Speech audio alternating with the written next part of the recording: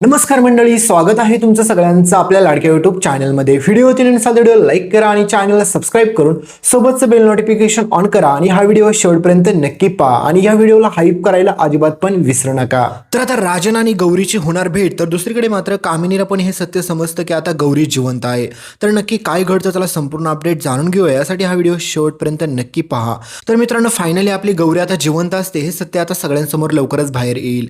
कारण की तुम्हाला माहितीच आहे आणि तुम्ही पाहिलं पण असेल, ज्यावेळेस मात्र राजन, अन्नपूर्णा आजी, कमळी हे सगळेजण मात्र ज्यावेळेस मात्र साई भंडारा करतात, त्या भंडाऱ्यामध्ये आपली गौरी देखील असते.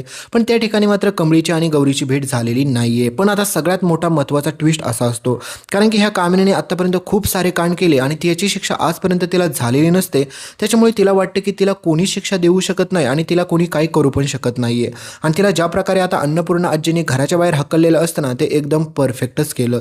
कारण की तिला फायनली तिची लायकी समजलेली असते की तिची लायकी खरंच घराच्या बाहेर आहेच ते.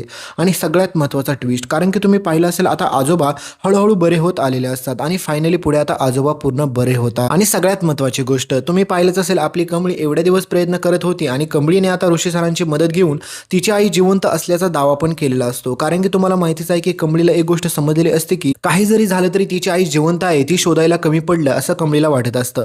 आणि ऋषी देखील मात्र आता कमळीला सगळ्यात मोठी मदत करायचं ठरवतो, तो म्हणजे तिची आई खरंच जिवंत आहे का, खरंच तिचा मृत्यू झाला हे शोधून काढण्यासाठी ऋषी पण तिला मदत करत असतो. तर सगळ्यात महत्त्वाची गोष्ट मित्रांनो, आपल्या सदानंद आजोबांची आता पुढे प्रकृती हळूहळू चांगली होत आलेली असते. आणि हे सगळं पाहून मात्र आता सगळ्यात मोठा धक्का बसलेला असतो कामिनीला. कारण की कामिनीला रागिनी कॉल करून सांगत असते, रागिनी बोलत असते की हे म्हातारा आता बरं होत आलेलं आहे, म्हणजेच आता हे जर नीट झालं ना तर आई तुझं काही खरं नाही. त्याच्यामुळे मात्र आता कामिनी म्हणते की काही जरी झालं ना त्या म्हाताऱ्याला संपून टाक, जर ते बोलायला लागलं तर सगळा मोठा भांडं फुटेल आणि ते जर भांडं फुटलं तर ते एवढं मोठं फुटेल की आपण वाचू शकणार नाहीये. आणि हे सगळं कळाल्याच्या नंतर मात्र आता रागिनीच्या पायाखालची जमीन सरकलेली असते. तिला समजत नसते की आता कशा प्रकारे मात्र आता ती हे सगळं काम व्यवस्थित पार पाडेल. त्यासाठी मात्र रागिनी प्रयत्न करत असते. आणि सगळ्यात महत्त्वाची गोष्ट, ह्या रागिनीकडून आजपर्यंत एकही काम व्यवस्थित पार पडलं नाही हे तुम्हाला चांगलंच माहीत असेल. आणि आता सगळ्यात मोठा ट्विस्ट तर असा येतो मित्रांनो की आपल्या गौरीची आणि राजांची सगळ्यात अगोदर भेट होणार आहे. पण आपल्या गौरीला सगळ्यात पहिली दिसते ती म्हणजे मात्र ही कामिनी. कारण की तुम्हाला माहिती आहे की कामिनीला घराच्या बाहेर काढलंय, त्याच्यामुळे ती घराच्या बाहेर जाऊन तरी कुठे चांगली कामं करते. अजूनही ती सुधारलेली नसते, अजूनही ती कुठे ना कुठे काही ना काही कुटाने काड्या करतच असते. आणि राजन आणि अन्नपूर्णा आजी काही जरी झालं तरी त्या कामिनीवरती बारीक लक्ष ठेवून राहायचं याचा विचार त्यांनी पण पूर्णपणे केलेला असतो. आणि सगळ्यात महत्त्वाची गोष्ट मित्रांनो, तुम्ही पाहिलंच असेल की आता कमळी आणि ऋषी या दोघांच्या प्रेमाला सुरुवात झालेलीच असते. आणि ह्या दोघांचं प्रेम पण एकमेकांवरती आता भक्कम आणि भरसकाट झालेलं असतं. आणि सगळ्यात महत्त्वाची गोष्ट म्हणजे आता नयनताराला तिच्या चुकीची जाणीव होते आणि नयनतारा फायनली काही जरी झालं तरी आपल्या ऋषीला माफ करून परत घरी न्यायच्या विचारात असते. पण आता मध्ये येत असते ती कमळी. कारण की ऋषी जेवढा कमळीच्या जवळ जाईल तेवढा नयनताराला त्रास होत असतो. नयनतारा म्हणत असते की काही जरी झालं तरी कमळी आणि ऋषीला मी एकत्र राहून कधीच देणार. तर आता नयनताराच्या डोक्यात असतं की मला असं काहीतरी केलं पाहिजे जेणेकरून मात्र त्या कमळीला ऋषीच्या जवळ जाताच आलं नाही पाहिजे आणि ऋषी स्वतःच त्या कमळीचा तिरस्कार करेल. त्याच्यामुळे आता नयनतारा म्हणते की मी असं काय करू जेणेकरून ऋषीला कमळीचा तिरस्कार होईल. पण आता तुम्हाला माहितीच आहे की ऋषीला कमळीचा कधीच तिरस्कार होणार नाहीये. कारण की आज कमळीवरती जी वेळ आलेली आहे ना ती ऋषीला चांगलीच माहीत असते.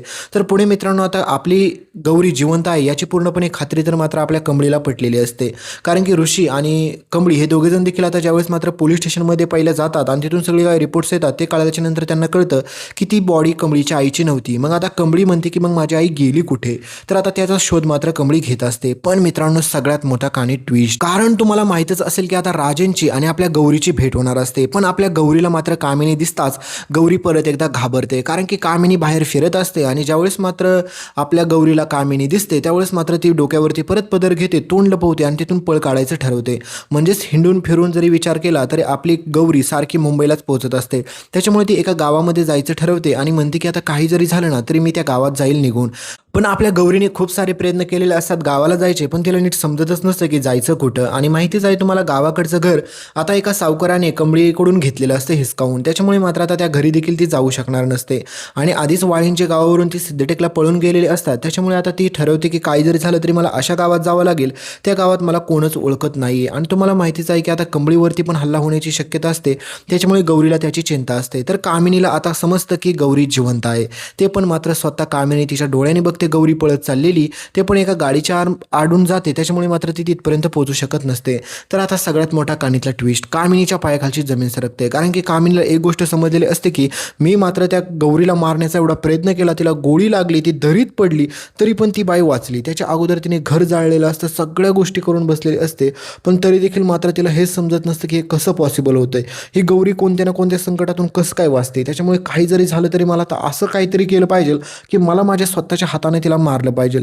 त्यासाठी ही कामिनी चक्क आपल्या गौरीचा पाठलाग करते पुढे, आणि चक्क आपली गौरी तुम्ही पाहाचाल पुढे की चक्क आता गावामध्ये दुसऱ्या पोहोचते.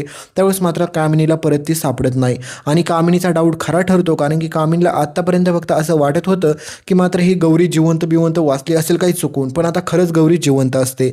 आणि सगळ्यात महत्त्वाचं म्हणजेच आपली गौरी भेटते कोणाला तुम्हाला माहिती आहे का? आपली गौरी भेटते राजनला. म्हणजेच राजन कामानिमित्त तुम्हाला माहितीच आहे की गावाकडे जात असतो, त्यांचे खूप सारे प्रोजेक्ट पण होत असतात. त्यावेळेस मात्र राजनच्या गाडीला धडकते आपली गौरी, आणि तिथेच येतो कहाणीमध्ये सगळ्यात मोठा प्लॉट ट्विस्ट.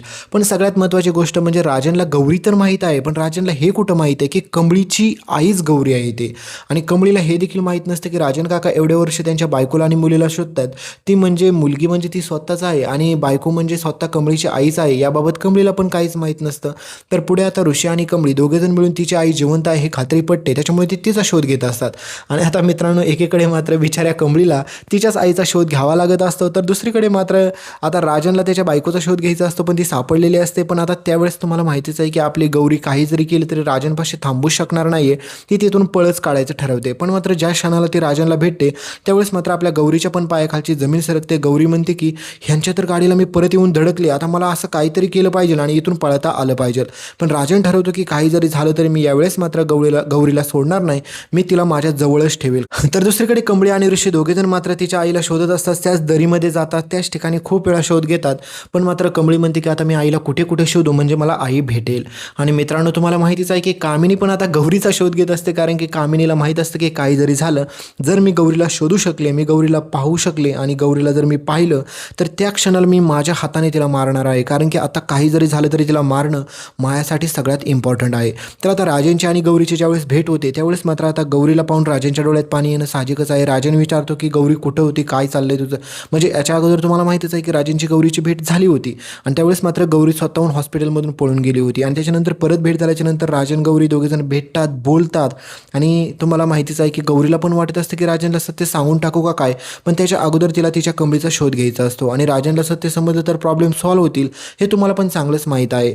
पण आता ह्या गौरीला असं झालंच काय, तुम्हाला माहिती आहे की ती ना कमळीला पण सत्य सांगा ना राजनला पण सत्य सांगा ना. त्याच्यामुळे मित्रांनो, सगळ्यात मोठा प्रॉब्लेम असा क्रिएट होतोय. तुम्ही पाहिलं असेल की जर आपल्या गौरीने योग्य वेळेत जर कमळीला सत्य सांगितलं असतं की राजनच तिचा खरा बाबा आहे, आणि दुसरीकडे मात्र राजनला सांगितलेलं असतं की कमळीच त्यांची खरी मुलगी आहे, तर एवढा प्रॉब्लेमच झाला नसता. तर पुढे मात्र फायनली आपल्या कमळीला पण तुम्ही पाचाल की आपली गौरी भेटून जाते, आणि दुसरीकडे मात्र राजन आणि गौरी हे दोघेजण देखील आता पुढे घरी जायचा विचार करतात, कारण की राजन आता गौरीला सोडतच नाही. राजन म्हणतो की काही जरी झालं तरी तुला एकदा तरी गौरी घरी यावंच लागेल, कारण की आई गेले कित्येक वर्ष तुझी वाट पाहते, त्याच्यामुळे तू एकदा माझ्यासोबत चल.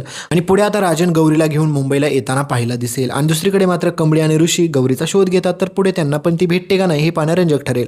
तर भेटूया पुढच्या अपडेटमध्ये. तोपर्यंत चॅनलला सबस्क्राईब करा, सोबतचं बेल नोटिफिकेशन ऑन करा, व्हिडिओला हाईप करा, आणि शेवटचं सरप्राईज नक्की पहा. हा तुम्हाला दिसत असेल म्यूस्टॅकचा ओशन फेसवॉश, हा तुम्हाला टॅग प्रोडक्टमध्ये दिसत असेल तर त्याच्यावरती क्लिक करा, आणि तिथून आवडणारे तुम्हाला कोणते पण प्रोडक्ट तुम्ही खरेदी करू शकता. एकदा चेक नक्की करा.